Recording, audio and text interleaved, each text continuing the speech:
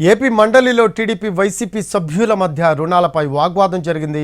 AP అప్పుపై TDP YCP సభ్యుల మధ్య వాగ్వాదం నడిచింది.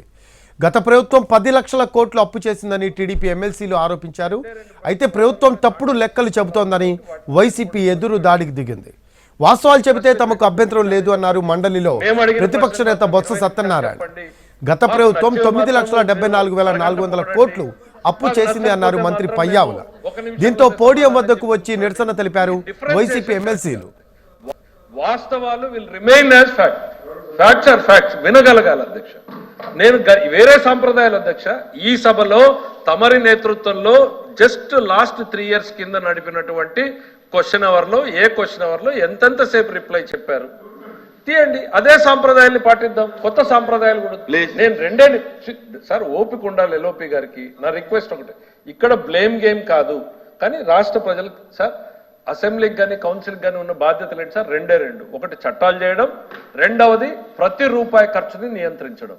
చట్టసభల పరిధిలోకి రాకుండా రూపాయిని ఖర్చు పెడుతూ ఉంటే దాన్ని లేవనెత్తితే ఆ రోజు ప్రతిపక్షంలో పట్టించుకోలేదు. అధికారంలోకి వచ్చినప్పుడు మేము నిజాలు చెప్తే మేము చెప్పింది నిజము అని చెప్పి కేంద్ర ప్రభుత్వం రూల్స్ అమెండ్ చేసింది. సభ్యుడి ప్రశ్నకు ఏం చెప్పాలో కూడా మీరే డిసైడ్ చేస్తారా? భయపడుతున్నారు మీరు. వాస్తవాలు వినడానికి ఓపుకుండాలండి. అంటే నాకు అర్థం అవుతుంది అధ్యక్ష. అంటే ఫైనాన్స్ మినిస్టర్ గారు కానీ లేకపోతే ఎల్ఓపి గారు కానీ ఇంకోరు కానీ మీరు చెప్పిందంతా చెవులో పువ్వులు పెట్టుకొని మేము ఎన్నో అవసరం ఉందా?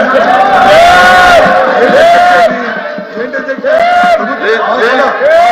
మాకున్న హక్కుని మా బాధ్యత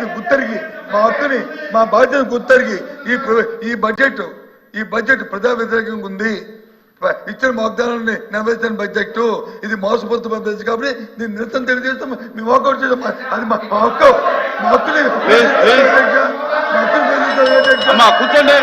ఇంకో పర్మనెంట్ కమిటీ కాబట్టి దయచేసి మిమ్మల్ని మేము రిక్వెస్ట్ చేస్తాం అధ్యక్ష. మీ ద్వారా ప్రభుత్వాన్ని రిక్వెస్ట్ చేస్తాం అధ్యక్ష.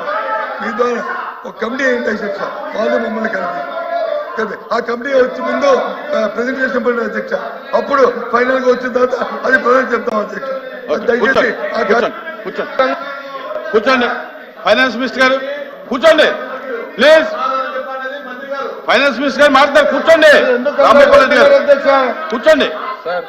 మంత్రిగా మాకున్నటువంటి బాధ్యత సభ్యులు అడిగినటువంటి ప్రశ్నలకు సమాధానం చెప్పడం, సాధ్యమైనన్ని వివరాలు అందించడం మాకు మీ అనుమతితోనే మేము చేస్తున్నాం అధ్యక్షుడు.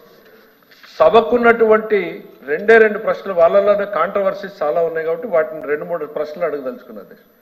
ఈ ప్రశ్నకు 2-3 నిమిషాలే చెప్పండి. మేము అడిగిన ప్రశ్నకు మాత్రం 20 నిమిషాలు చెప్పండి. మాకు నచ్చేవి మాత్రము మీరు అరగంట పొగడండి. మాకు నచ్చకపోతే మాత్రం మేము 1 నిమిషంలోనే సమాధానం చెప్పి కూర్చోండి. ఈ డిఫరెన్సియేషన్ కరెక్ట్ కాదు. వాస్తవాలు will remain as fact. Facts are facts. వినగలగాలి.